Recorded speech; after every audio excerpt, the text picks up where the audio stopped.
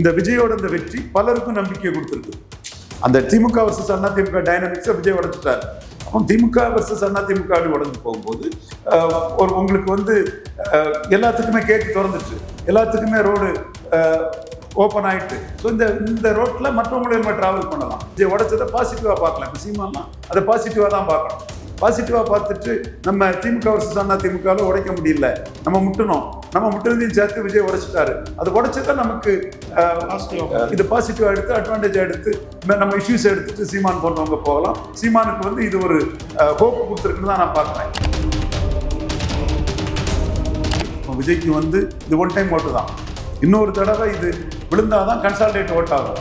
Dissipate ஆனால் அது dissipate ஆனால் தான் அவருக்கு ஓட் ஆகும். டிசிபேட் ஆகுமா கன்சால்டேட் ஆகுமாங்கிறதெல்லாம் இன்னொரு தேர்தல் தான் அதை முடிவு பண்ணும். மற்ற விமர்சனங்களோ சாதகமான விமர்சனங்களோ பாதகமான விமர்சனங்களோ அதை முடிவு பண்ணாது, மக்கள் தான் அதை முடிவு பண்ணணும். அப்போ இது வந்து ஒன் டைம் ஓட்டுங்கிற லெவலில் அந்த உடைசலுக்கு பிறகு சீமானுக்கு அதில் கெயின் வர்றதுக்கான வாய்ப்புகளும் பிரகாசமாக இருக்கு. மைனாரிட்டி கவர்மெண்ட்ங்கிறது அவருக்கு பெரிய நெருடலாட்டு, பெரிய இமேஜ் குறைவாட்டு. அதற்காக சொல்றாரு இல்லையா, டெய்லி கவர்னரை பார்க்க ஓடினீங்க பதவிக்காகன்னு சொல்றாருல்ல உதயநிதி ஸ்டாலின். அதான மக்கள் மத்தியில் எடுபடும். உதயநிதி ஸ்டாலின் பொய் இல்லையே, இவரு ஸ்டாலின் தோத்தாருங்கிறது உண்மைதான், அதை அவங்க ஒத்துக்கிட்டு தான் போறாங்க. பட் நீங்களும் மைனாரிட்டி கவர்மெண்ட் தான் உதயநிதி ஸ்டாலின் சொல்றது உண்மைதானே. அந்த மைனாரிட்டி கவர்மெண்ட்ங்கிறதுனால தானே நீங்க வந்து பலருக்கும் கேட்டு ஓப்பன் ஆயிருக்கும் போது அதை பாசிட்டிவா அதுல என்ன அம்சம் தான் பார்க்கணும். அதுல டிஎம்கே வர்சஸ் அதிமுக பைப்போலர் உடைஞ்சது விஜயோட வெற்றி பலருக்கும் ஒரு புதிய பாதையை வகுத்து கொடுத்துருக்குன்னு தான் நான் பார்க்கணும். இதுதான் எனக்கு டெல்லி சோல்ஸ் வந்து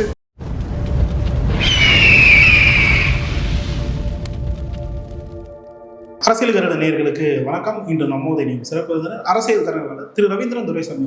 வணக்கம் சார். வணக்கம் சார். தேர்தல் முடிவுகளுக்கு அப்புறம் முதல் முறையாக நம்ம காணொலியில் பேசுகிறோம். முதற்கட்டமாக அந்த தேர்தல் முடிவுகளை எப்படி சார் பார்க்குறீங்க? தேர்தல் முடிவு ஜனநாயகத்தில் மக்களின் தீர்ப்பு. மக்கள் தீர்ப்பு என்னோட எதிர்பார்ப்புக்கு முழுக்க மாறா இருந்தது.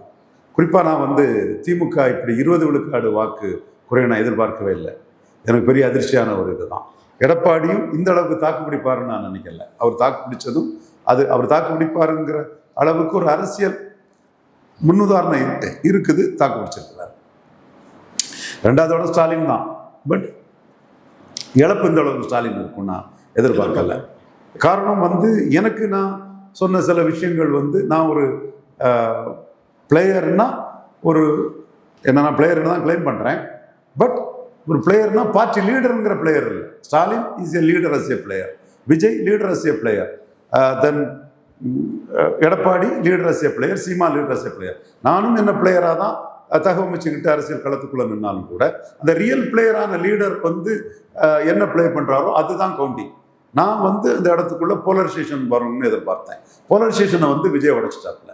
போலரைசேஷன் உடைக்க முடியாம விஜய் இருந்த இடம் கன்னியாகுமரிக்கு மட்டும்தான். மற்ற இடங்களில் போலரைசேஷனை விஜய் உடைச்சிட்டாப்புல. அவர் வந்து என்னோட எல்லா வீடியோக்களையும் நீங்கள் பார்த்தா என்ன நான் சொன்னேன், என்ன நடந்திருக்குங்க பார்க்கும்போது உங்களுக்கு அந்த உண்மை தெரியும். ஸோ போலரைசேஷன் அவர் உடைக்கும் போது அவருக்கு வந்து எல்லா தரப்பு வாக்குகளும் வந்து இன்க்ளூசிவ் லீடராட்டு அது கிடைச்சிருது. அது அவரோட ஸ்ட்ராட்டஜிக்கெல்லாம் திருப்பரங்குன்றத்தில் ஒரு முடிவு எடுக்காதது, இடஒதுக்கீடு விவகாரத்தில் ஒரு முடிவு எடுக்காதது, இது எல்லாமே அவருக்கு வந்து ப்ளஸ்ஸாக வந்துடுச்சு. ஸோ சூழ்நிலை அவருக்கு சாதகமாக உருவாகி வந்துட்டு அவர் 35 விழுக்காடு வாக்கு எடுத்துட்டாரு. எம்ஜிஆர் எடுத்ததை விட சுமார் 4.5 விழுக்காடு வாக்கு அதிகங்கிற அளவுக்கு அவர் எடுத்திருக்கிறாரு. எனிவே அவருக்கு வந்து தனி மெஜாரிட்டி கிடைக்கல. அதைத்தான் உதயநிதி ஸ்டாலின் ஸ்கோர் பண்ணிட்டு இருக்கிறாரு. உதயநிதி ஸ்டாலினுக்கு வந்து சேப்பாக் திருவடிக்கணியில் டஃப்பாக இருக்குங்கிறது எங்களுக்கு தெரிஞ்சது. எங்களோட சர்வே நண்பர்கள் எல்லாம் எடுத்து போகும்போது எங்களுக்கு அது தெரிஞ்சுது. ஸோ அதில் நம்ம அது அர்ஜுன் துரை போன்றவங்கள்டெல்லாம் ஷேர் பண்ணுறோம், இப்படி ஒன்று இருக்குதுங்கிறத ஷேர் பண்ணுறோம். அப்போ அவங்க அலர்ட் ஆகி வந்து உதயநிதி ஸ்டாலின் அந்த இடத்துக்குள்ள வெற்றி பெறாரு. ஸ்டாலினை பொறுத்தவரை யாரும் அவர் தோப்பாருன்னு எதிர்பார்க்கல. நிச்சயமா இன்னைக்கு அவர் தோத்தது வந்து பெரிய ஒரு அதிர்ச்சி தான். நீங்கள் நானே சொல்லும்போது காமராஜ் தோல்வியெல்லாம் ஏன் சொல்கிறேன்லாம் பலரும் கேட்குறாங்க. காமராஜ் தோல்வியில் கூட அவர் வந்து தான் அகில இந்திய அளவில் பெரிய அளவுக்கு வந்து அரசியல் அதிகாரத்தை செலுத்தணுங்கிற சூழ்நிலையில் இந்தி பிரச்சனையில் காமராஜ் வந்து அதில் லூக்குவாமா தான் இருந்தாருங்கிற ஒரு இது கூட இருக்குது. பட் ஸ்டாலின் தோற்றதுக்கு எந்தவித நியாயமும் கிடையாது. ஸ்டாலின் தோற்றது எல்லாருக்குமே ஒரு அதிர்ச்சி தான். பட் சிட்டிக்குள்ள டிவிக்கு எழுப்பி வராங்கிறது சர்வேல நமக்கு தெரிஞ்சது. பட் அது 27 to 30 வரை தான் நிற்கும், 35க்கு போகும்னு நாம அதை எதிர்பார்க்கல. நம்ம புரிஞ்சுக்கிட்டோம் 27 to 30 நிற்கும், 35க்கு போகும்னு எதிர்பார்க்கல. அது 35க்கு போயிட்டு அதுக்கு இன்னும் 2 நாள் இருந்தால் அதுக்கு மேலே கூட போயிருக்கோம். பட் 35 நின்னதுல 108 நின்றுட்டு தனி மெஜாரிட்டி வராத ஒரு சூழ்நிலை இருக்கும். தனி மெஜாரிட்டி வராதது தான் அரசியல் களம் வந்து இன்னைக்கு சூடு பிடிக்க ஆரம்பிச்சிருக்குது. விஜய் வந்து ஃபேக்ட்புட்டில் ரிசீவிங் எண்டில் போறாரு. சட்டசபைக்குள்ள உதயநிதி ஸ்டாலின் வந்து யாருமே எதிர்பாராத அளவுக்கு உதயநிதி ஸ்டாலின் அசால்ட்டா ஸ்கோர் பண்றாரு. இப்போ திமுகவை எதிர்த்தவங்க கூட உதயநிதி ஸ்டாலின் ஸ்கோர் பண்றாரு, உதயநிதி ஸ்டாலின் ஸ்கோர் பண்றாரு, பிரேமலதா விஜயகாந்த் ஸ்கோர் பண்றாங்கன்னு சொல்றாப்புல. பிரேமலதா விஜயகாந்த் அம்மையார் வந்து ஜெயலலிதா வைத்து அரசியல் பண்ணவங்க, அந்த காலத்திலே கடுமையாக அரசியல் பண்ணவங்க. ஆக்சுவலா விஜயகாந்த் வந்து அவங்கள மதுரை மத்திக்கு பிறகு மதுரை மேற்குல கேண்டிடேட்டாக கொடுத்துருப்பாருன்னா அரசியல் வரலாறு வேற மாதிரி மாறி இருக்கும். இப்பவும் அவங்களுக்குள்ள திறமையை கரெக்டா விஜய் மேல ஒரு பாசத்தை காட்டிக்கிட்டு சரியா இஷ்யூ பேஸ்ட் அடிக்க வேண்டிய இடத்துல அடிச்சு ஏறுறாங்க. சிஎம்மான விஜய் மட்டும் எங்க வீட்டு பிள்ளை அது செந்தூர பாண்டி அந்த இதெல்லாம் வச்சு ஒரு அஃபெக்ஷனை காட்டிக்கிட்டு அடுத்த கட்டம் பொலிட்டிக்கல் ரீதியா என்ன ஏறி அடிக்கணுமோ அந்த இடத்துல ஏறி அடிச்சு அவங்க சைன் பண்றதையும் நம்ம பார்க்குறோம். ஸோ இந்த 108ங்கிற இது அரசியல் அரங்கத்துக்குள்ள வேற ஒரு டைனமிக்ஸை கொடுத்துருக்குது. இன்னொன்று வந்து என்னன்னா இந்த விஜயோட இந்த வெற்றி பலருக்கும் நம்பிக்கையை கொடுத்துருக்குது. அந்த திமுக வர்சஸ் அதிமுக டைனமிக்ஸை விஜய் உடைச்சிட்டார். எல்லாரும் உடைக்க முயற்சி பண்ணாங்க, உடைப்புங்கிற தோற்றத்தை ரஜினி கொடுத்தாரு, விஜயகாந்த் முயற்சி பண்ணாரு, கமல்ஹாசன் முயற்சி பண்ணாரு, திருமாவளவன் முயற்சி பண்ணாரு, ராமதாஸ் முயற்சி பண்ணார். ராமதாஸ் ஒரு இடங்கள்ல உடைச்சாரு, அவர் வந்து பெண்ணகரத்துல உடைச்சாரு, 2வது அவர் தான் வந்தாரு. அதிமுக முன்னாள் டெபாசிட் இழந்தது. தினகரன் உடைச்சாரு, ஆர்கே நகர்ல உடைச்சாரு, அவர் ஜெயித்தார், ஜெயிக்கவே செய்தார் தினகரன். ஸோ பலரும் விருத்தாச்சலத்தில் உடைச்சாரு விஜயகாந்த், கமல்ஹாசன் உடைச்சாரு. ஸோ கமல்ஹாசன் பெருசா உடைக்கல, முட்டினாரு. தென் விஜயகாந்த் விருத்தாச்சலங்களத்தில் உடைச்சாரு, ராமதாஸ் 4 தொகுதி ஜெயித்தாரு, பெண்ணகரங்களத்தில் உடைச்சாரு. தென் டிடிவி தினகரன் ஒரு இடைத்தேர்தல் கடத்தை உடைச்சாரு. அந்த இடைத்தேர்தல் வந்து டிடிவி தினகரன் சென்ட்ரிக் எலெக்ஷனா இருந்தது. நம்ம ரஜினி சென்ட்ரிக் எலெக்ஷன் பேசுவோம். அந்த இது வந்து இன்னைக்கு விஜய் சென்ட்ரிக் எலெக்ஷன் ஆட்டு ஜெனரல் எலெக்ஷனையும் அவங்க உருவாக்கிட்டாங்க. அது அந்த திமுக வர்சஸ் அதிமுகங்கிறது உடஞ்சு போச்சு. அப்போ திமுக வர்சஸ் அதிமுக உடஞ்சு போகும்போது ஒரு உங்களுக்கு வந்து எல்லாத்துக்குமே கேட்டு திறந்துட்டு எல்லாத்துக்குமே ரோடு ஓப்பன் ஆயிட்டு. ஸோ இந்த ரோட்ல மற்றவங்களும் நம்ம டிராவல் பண்ணலாம். விஜய் உருவாக்கி கொடுத்த இந்த ரோட்ல மற்றவங்களும் டிராவல் பண்ணலாம். விஜய் இந்த ரோட்டை வந்து தெளிவா போட்டதுக்கு காரணம் மற்றவங்க போட முயற்சி பண்ணி தோத்தவங்க தோத்து அது அசைஞ்சு இருக்கும்போது விஜய்ங்கிற ஒரு கிரௌட் புல்லிங் கெப்பாசிட்டி உள்ள அவர் வந்து தெளிவா அந்த ரோட்டை போட்டுட்டார். இந்த ரோட்ல மற்றவங்களும் நம்ம டிராவல் பண்ணலாம். இது வந்து திமுக வர்சஸ் அதிமுகங்கிற இந்த 77ல இருந்து அது ஒரு 23, இது ஒரு 25, ஒரு 50 வருஷமா இருந்த அந்த பைப்போலர் பொலிட்டிக்ஸ் வந்து நீங்க உடஞ்சு போச்சு. இதை உடைச்சது விஜய் வந்து மற்றவங்களுக்கும் கேட்ட திறந்து விட்டுருக்காங்க. அதை விஜய் உடைச்சதை பாசிட்டிவா பார்க்கலாம். இப்போ சீமான்லாம் அதை பாசிட்டிவா தான் பார்க்கணும். பாசிட்டிவா பார்த்துட்டு நம்ம திமுக வர்சஸ் அதிமுகவில் உடைக்க முடியல, நம்ம முட்டுனதையும் சேர்த்து விஜய் உடைச்சிட்டாரு. அது உடைச்சதை நமக்கு இது பாசிட்டிவா எடுத்து அட்வான்டேஜ் எடுத்து நம்ம இஷ்யூஸ் எடுத்துட்டு சீமான் போன்றவங்க போகலாம். சீமானுக்கு வந்து இது ஒரு ஹோப் கொடுத்துருக்குன்னு தான் நான் பார்க்குறேன். பட் 6 விழுக்காடாவது நின்று இருக்கணும். 4 விழுக்காடு போறதுல எனக்கு அதிர்ச்சி தான். அவர் வந்து அவரோட ஆஸ்பிரேஷனல் ஓட்ஸை இப்படி நான் வந்து ஆட்சியை கொடுப்பேன் இது பண்ணுவேன்னு சொன்னாரு. மக்கள் மத்தியில விஜய் ஆட்சியை பிடிப்பாருங்கிற ஹோப் விஜய்க்கு இருந்தது. சீமானுக்கு அந்த ஹோப் வராதனால அவரு ஆட்சி வரைவுங்கிற அவரு உயிரை கொடுத்து அவர் கடுமையாக உழைச்சதுக்கு வந்து பலன் இல்லாமல் போயிடுச்சு. அதே வேளையில் அவரு கூட வந்து வேற அவருக்கு பலன் கொடுக்கக்கூடிய ஒரு விஷயம். இப்போ எல்லாத்தையுமே நான் வெளிப்படையா ஓட்டு உடைக்க தயாரில்லை, எல்லாத்தையுமே வெளிப்படையா ஓட்டு உடைக்கக்கூடிய தன்மை வேண்டாம். இல்லை, பலன் கொடுக்கக்கூடிய அந்த இஷ்யூஸ் செலத்தை எடுத்திருப்பாருன்னா அது அவருக்கு வந்து வாக்கு வங்கிக்கு வந்து சஸ்டெயின் பண்ணி கொடுத்துருக்கோங்கிறது என்னோட ஒரு கருத்து. எனிவே விஜயோட வெற்றி பலருக்கும் கதவு திறந்திருக்கு, பலருக்கும் கேட்டு ஓப்பன் ஆயிருக்கும் போது அதை பாசிட்டிவா அதுல என்ன அம்சம்னு தான் பார்க்கணும். அதுல டிஎம்கே வர்சஸ் அதிமுக பைப்போலர் உடைஞ்சது விஜயோட வெற்றி பலருக்கும் ஒரு புதிய பாதையை வகுத்து கொடுத்துருக்குன்னு தான் நான் பார்க்குறேன். குறிப்பாக இப்போ நாம் தமிழர் 4% வந்துட்டாங்க. ஆனால் வந்து அவர் இப்போ ஒரு ஆடியோ ஒன்று பேசி வெளியிடுறாரு. அதில் வந்து இன்றிலே என்றால் நாளை வெல்வோம் அப்படின்ற மாதிரி பாசிட்டிவாக தான் அப்ரோச் பண்ணுறாங்க.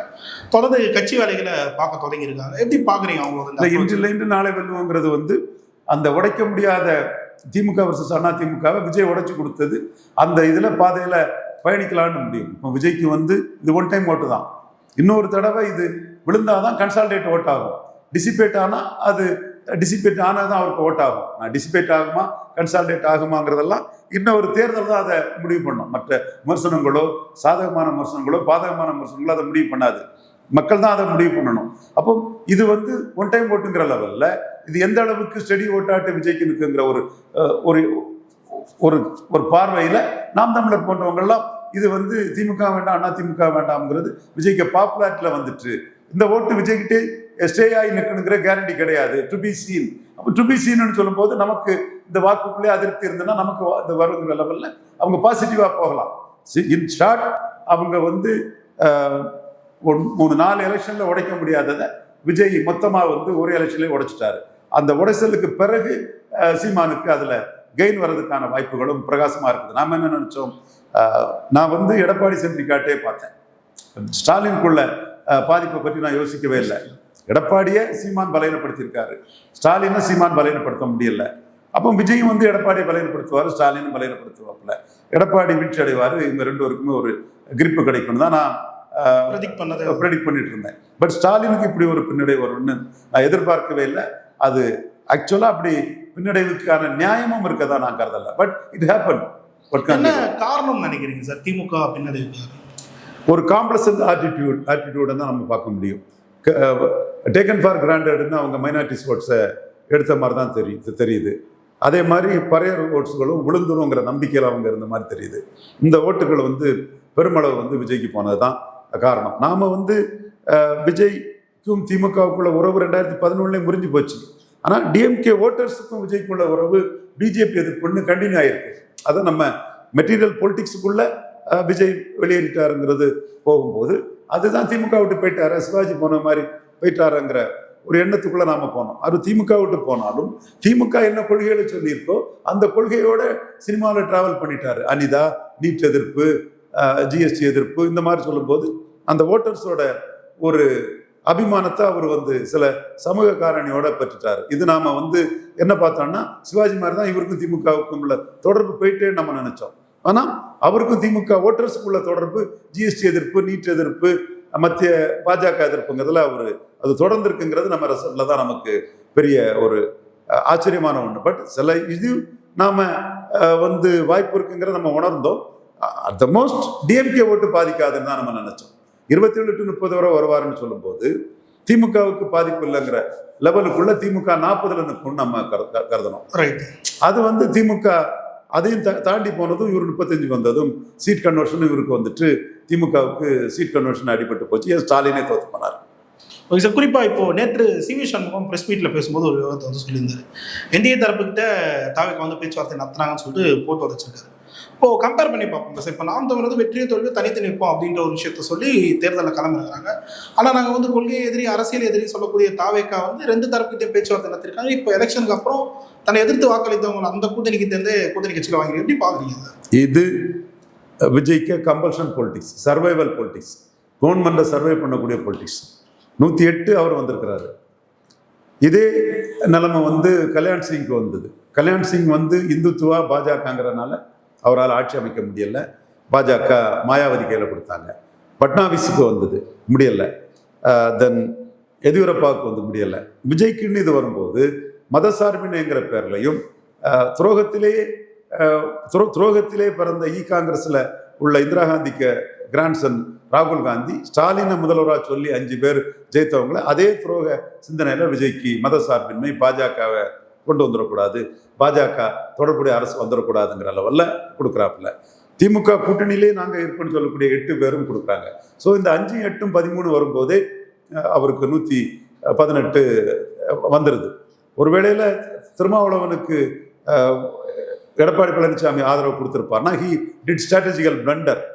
அவருக்கு கூட நாளைக்கு உடனே அடுத்த வாய்ப்பு வரும். அது கூட உணராமல் சம் ரீசன்ஸ் ஆர் அதர்ஸ் வந்து அவர் ஒரு அடமன்றா இது பண்ணிட்டாப்புல. அதில் சிவி சண்முகம் சொல்லக்கூடிய கருத்து 100க்கு 100 சரியானது தான். அப்போ அவர் அந்த இடத்துக்குள்ள திருமாவளவன் கொடுக்காத சூழ்நிலையில் எய்தர் விஜய் ஆர் எலெக்ஷன்கிற சூழ்நிலை என்ற தன்மை, எய்தர் எடப்பாடி ஆர் எலெக்ஷன் மாதிரி எய்தர் விஜய் ஆர் எலெக்ஷன்கிற நான் தான் சொன்னேன், இந்த வார்த்தையை சொன்னேன். அதில் விஜயை தவிர இன்னொரு ஆல்டர்னேட்டிவ் கவர்மெண்ட் ஃபார்ம் ஆகாதுங்கிறதுல விஜய் கவர்மெண்ட் ஃபார்ம் ஆயிட்டு இந்த இடத்துல தான் அடுத்த கட்டம் விஜய் தப்பு பண்ணுறாரு. இந்த கவர்மெண்ட் ஃபார்ம் ஆயிட்டு, கவர்மெண்ட் ஃபார்ம் ஆனதில் விஜய் எந்த தவறும் பண்ணலை. ஹார்ஸ் ட்ரேடிங்லாம் அவர் போகலை. 5 பேரும் ராகுல் காந்தி துரோகத்திலே பிறந்து மெய்காப்பாளர்களை கொல்லப்பட்ட இந்திரா காந்திக்கு பேரன் ராகுல் காந்தி அதே துரோகத்தை ஸ்டாலினுக்கு எதிராக பயன்படுத்தி அந்த துரோக சிந்தனையின் உருவமே ரத்தத்திலே ஊர்ன அந்த துரோகத்தின் அடிப்படையில் 5 பேரை ராகுல் காந்தி போட்டார். இந்த துரோகத்துக்கு அடுத்த மக்களவை தேர்தலில் 71, 80, 84, 89, 91, 2004, 2019 மாதிரி இல்லாமல் மொத்த அடியை தமிழக மக்கள் இந்த துரோகத்துக்கு கொடுப்பாங்க. துரோகத்தை தமிழக மக்கள் ஏற்றுக்கொள்ள மாட்டாங்கன்னு நான் எதிர்பார்க்கிறேன். இதைத்தான் மக்கள் மத்தியில் நான் காங்கிரஸுக்கு எதிராக முன்வைக்கிறேன். ஸோ அந்த இடம் விஜய்க்கு தானே வந்த ஆதரவு வளையம். அதுக்கு பிறகு பாஜக எதிர்ப்பிலிருந்து வந்தது இந்த எட்டம் இந்தியன் யூனியன் முஸ்லீம் லீக். அது ஸ்டாலினே அதை ஆதரிக்கிறார். பாஜக கவர்மெண்ட் வந்துடக்கூடாது, சனாதானம் வந்துடக்கூடாதுன்னு உதயநிதி பேசுறாருல, ஸ்டாலின் அதுதான் பேசுறாரு. ஸோ இவங்க 2 பேருமே கிறிஸ்டின் ஓட்டுக்கு தான் அடி போடுறாங்க, முஸ்லீம் ஓட்டுக்கு தான் அடி போடுறாங்க. மைனாரிட்டி நானும் கிறிஸ்டின் தான் உதயநிதி ஸ்டாலின் பேசுறாரு. விஜய் நமக்கு தெரியும். ஸோ இந்த அரசியல் இங்க நடந்துகிட்டு சூழ்நிலையில பாஜக எதிர்ப்பு ஒரு மெஜாரிட்டி வந்துச்சு. திமுக கிட்ட இருந்தவங்க ஒருத்தர் துரோகத்திலையும் ஒருத்தர் நட்பாய் பிரிவும் கதையிலையும் வெளியிலிருந்து ஆதரவுலையும் பரவாயில்ல, மந்திரி பதவிக்கு ஓடல் அல்ல. 8-5-13 அவருக்கு மெஜாரிட்டி வந்துருது. இதை தாண்டி விஜய் அந்த 25 பேர் எம்எல்ஏக்களை பார்த்தது ஒரு ஸ்ட்ராட்டஜிக்கல் பிளான். அதைத்தான் உதயநிதி ஸ்டாலின் சட்டசபையில இது பண்றாரு. நீங்க பதவிக்காக இதை பண்றீங்கிற ஒரு ஆர்குமெண்ட்டை வைக்கிறார். அதே வேளையில விஜய் சொல்லக்கூடியதெல்லாம் அக்செப்ட் பண்ணிட்டார். நாங்கள் தோத்துட்டோம், ஸ்டாலின் தோத்துட்டோம், நாங்கள் எதிர்கட்சியாக இருக்கிறோங்கிறத அக்செப்ட் பண்ணிட்டார். அக்செப்ட் பண்ணிட்டு விஜய்க்கு இந்த செக்கை வைக்கிறாரு. இதுதான் விஜய்க்கு இமேஜ் இப்போ கீழே விழுது. எனக்கு தெரிஞ்சவரை விஜய் கூட இருக்கவங்களே 20 கருத்து இருக்கதா தான் சொல்றாங்க. ஒரு சிலர் என்னோட கருத்து, நான் நேற்று எல்லா ஊடகத்திலையும் எல்லாத்திலையும் பேசின கருத்தை விஜய் தரப்பிலே ஒரு சிலர் என்டார்ஸ் பண்றதாட்டு தகவல் எனக்கு வருது. How far true I don't not no.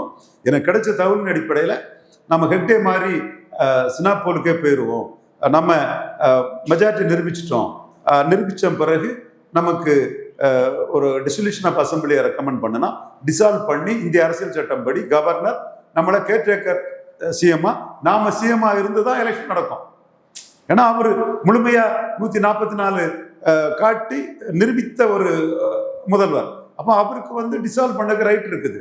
Our dissolve பண்ணினாருன்னா அதை கவர்னர் கண்டினியூ பண்ண சொல்லுவாங்க. இன்னும் ஒரு சிலர் தரப்பு சொல்றாங்க அவசரப்படாண்டா, உடனே டிசால்வ் பண்ணாண்டா, பட்ஜெட்டை போட்டுக்கிட்டு சில இது பாப்புலர்சி ஸ்கீம்ஸை இது பண்ணிக்கிட்டு மக்கள் கவரக்கூடிய இதை பட்ஜெட்டில் நம்ம அக்செப்ட் பண்ணிக்கிட்டு மீண்டும் நம்ம மேண்டேட் காங்கிரஸ் கூட்டணியோட போனோம்னா அது நமக்கு தெளிவாக 140 இடங்கள் வரை நமக்கு கிடைச்சிரும். இப்படி 108 இருந்து உதயநிதி ஸ்டாலினோட நக்கல் நையாண்டி கிண்டல் பங்காரப்பா ஹெக்டே கிண்டல் பண்ண மாதிரி ஒரு சூழ்நிலையை தவிர்க்கணும்னா சினாப்பாலே போலாங்கிற ஒரு ஸ்கூல் ஆஃப் தாட் விஜய் கிட்ட இருக்குது. Final decision Vijay has to take. எனக்கு வந்த தகவல்ல பட்ஜெட்ல பாப்புலிஸ்டி ஸ்கீம் எல்லாம் போட்டுட்டு அவர் போயிடுவாரு.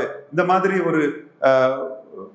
ஒரு மைனாரிட்டி கவர்மெண்ட் சொல்லும்போது நித்தம் சனாதானத்தை விட்டுறாதீங்க, நானும் மைனாரிட்டி தான் சொல்லி உதயநிதி ஸ்டாலின் எதிர்கட்சி தலைவராக இருந்து கிண்டல் அடிச்சு ஸ்கோர் பண்ணக்கூடிய ஒரு நிலைமை தான் இருக்குங்கிறத விஜய்கிட்ட இருக்கக்கூடிய ஒரு தரப்பு ஸ்ட்ராங்காக சொல்றதாட்டு சில தகவல் வருது. Whatever maybe final decision has to be ஒரே பவர் சென்டர்னு விஜய் சொல்ற மாதிரி விஜய் தான் அந்த மக்கள் தலைவர் விஜய் தான் அந்த இதை எடுக்கணும். ஓகே, ஜூன் 4க்கு மேல 35 விழுக்காடு வாக்கு எடுத்துட்டாருங்கிறத அக்செப்ட் பண்ணி தான் ஆகணும். இதுல அதுக்கு மேல இதை ஜனநாயகத்தில் மக்களின் தீர்ப்பை நம்ம எதிர்த்து பேசல எம்ஜிஆர் சீஃப் மினிஸ்டர் ஆனது கூட நம்ம ஏற்றுக்கிட்டு தானே இருந்தோம். ஸோ அந்த மாதிரி மக்கள் ஆதரவுல தான் அவர் இந்த முதலமைச்சர் பதவி எடுத்திருக்கிறாரு. பட் மைனாரிட்டி கவர்மெண்ட்ங்கிறது அவருக்கு பெரிய நெருடலாட்டு, பெரிய இமேஜ் குறைவாட்டு. அதற்காக சொல்றாரு இல்லையா, டெய்லி கவர்னரை பார்க்க ஓடுனீங்க பதவிக்காகன்னு சொல்றாருல்ல உதயநிதி ஸ்டாலின். அதுதான மக்கள் மத்தியில எடுபடும். உதயநிதி ஸ்டாலின் சொல்ற பொய் இல்லையே. இவரு ஸ்டாலின் தோத்தாருங்கிறது உண்மைதான், அதை அவங்க ஒத்துக்கிட்டு தான் போறாங்க. பட் நீங்களும் மைனாரிட்டி கவர்மெண்ட் தான் உதயநிதி ஸ்டாலின் சொல்றதும் உண்மைதானே. அந்த மைனாரிட்டி கவர்மெண்ட்ங்கிறனால தானே நீங்க இவரு வெற்றிவேல், அது ஒரு செங்குந்த சமுதாயத்தை சேர்ந்தவர், அவரு ஒரு சிஎம் நம்பர் 2ங்கிற அளவுக்கு பதவியை அதை கொடுக்குறாங்கன்னு சொன்னா அது அவருக்கு பெரிய பெருமை, அந்த சமுதாயத்துக்கே பெருமை. அதை நான் வரவேற்றேன். நீங்க அட்வொகேட்டை போடலாம், இன்ஜினியரை போடலாம், டாக்டரை போடலாம், ஏன் அஸ்ட்ராலஜரை போடக்கூடாதுங்கிறத நான் வரவேற்றேன். கம்யூனிஸ்ட்காரங்க வந்து என்ன சொன்னாங்க, சயின்டிபிக் டெம்பர் சொல்லியிருக்கு, பிரியாம்பிள்ள சொல்லியிருக்கு, பிற்போக்குத்தனம் அது இதுன்னு. அஸ்ட்ராலஜர் தானே போட்டிருக்காங்க, ஆஃபீஸர் அண்ட் ஸ்பெஷல் டியூட்டி. ஜோசியம் பார்க்கறதுக்காக போட்டிருக்காங்க. ஜோசியம் பார்க்கறது தனிப்பட்ட விஷயம், ஒரு தொழில், ஒவ்வொருத்தரும் தொழில் உண்டு. எனக்கு கூட வந்து என்னோட ஒரு பெங்களூர் ஃப்ரெண்டுனாலும் சரி, 2-3 ஒரு நாளும் சரி, நீ வந்து 10ஆம் தேதி 12 மணிக்கு மேல எதுவும் பேசாத, சந்திராஷ்டமம், கடகராசி, பூச நட்சத்திரம், சந்திராஷ்டமம் இருக்கும் உனக்கு, 24 மணி நேரம் நீ பேசாத, 12ஆம் தேதி வரை பேசாங்கன்னு வெல் விஷயம் சொன்னாங்க. அதெல்லாம் என்ன ஒண்ணு செய்யாதுன்னு நான் சொன்னாலும் கூட அவங்க பிலீஃப் 2 பேர், நீ வந்து ஒரு 48 மணி நேரம் தெளிவா ஒரு கிளாரிட்டி திங்கிங்கோட அதால பேசுன்னு சொன்னா நம்ம அதை ஏத்துக்கிறோம். ஸோ இது அவங்கவுங்க விருப்பம். பட் இவரை ஓஎஸ்டியா போட்டது வந்து இவரை வந்து ஒரு பதவி கொடுக்க தானே போட்டிருக்கு. அஸ்ட்ராலஜர் வேலை பார்க்கறதுக்காக போட்டு கொடுத்துருக்கு. வேலை என்ன தப்பு இருக்குது? அப்போ நீங்கள் வந்து மைனாரிட்டி கவர்மெண்ட்னால கம்யூனிஸ்ட் எதுக்குறான், விடுதலை சிறுத்தை எதுக்குறான், ஒவ்வொருத்தரும் எதுக்கும் போது வந்து இதை ஒரு இந்து பிலீஃபோட போட்டது மாதிரி இந்த கூட்டம் வந்து எதுக்குது. நாம அதை முதலமைச்சருக்கு உரிமைன்னு தான் நம்ம சொல்றோம். அவரை சமூகநீதி பார்வையில் கூட அவரை நம்ம கட்சியில கூட நம்பர் 2வா புஷி ஆனந்த வச்சுதான் நம்ம அன்னைக்கும் வரவேற்கும். பல காணொலியில் விஸ்வகர்ம சமுதாயம் ஒரு ஓட்டு போடுறதுக்கு நம்ம கவலை இல்லை. பாசிட்டிவ் சோஷியல் ஜஸ்டிஸ்ல ஒரு விஸ்வகர்மாவை நம்பர் 2 வச்சது நம்ம இன்னைக்கு ஆட்சிக்கு வந்ததுக்காக சொல்ல வரல, புரியுது, பல காலகட்டமாக சொல்லிட்டு. அதே மாதிரி இவரையும் வந்து நாமினேஷன் தப்பு இல்லை, கரெக்டு தான். பட் தப்புன்னு மத சார்பின் பண்ணி பேசக்கூடியவங்க எல்லாம் சொல்லும் போது அவர் போட்ட ஒரு இதை வந்து ரிவர்க் பண்ண வேண்டிய ஒரு சூழ்நிலைக்கு வரார். ஸோ இதெல்லாம் தான் வந்து அவர் தனி மெஜாரிட்டியை நோக்கி போவாரு, விரைவில் போவாருங்கிற ஒரு கருத்து இருக்குது. வாட் எவர் மேபி, நான் தான் பேசிட்டு இருக்கேன். Vijay has to decide.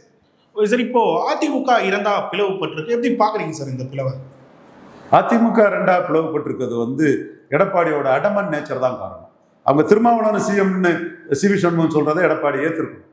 Thirumavalavan CM சொல்லும் போது சிவி சண்முகத்துக்கு சில நேரம் இருந்திருக்கலாம் ப்ராக்டிக்கல்.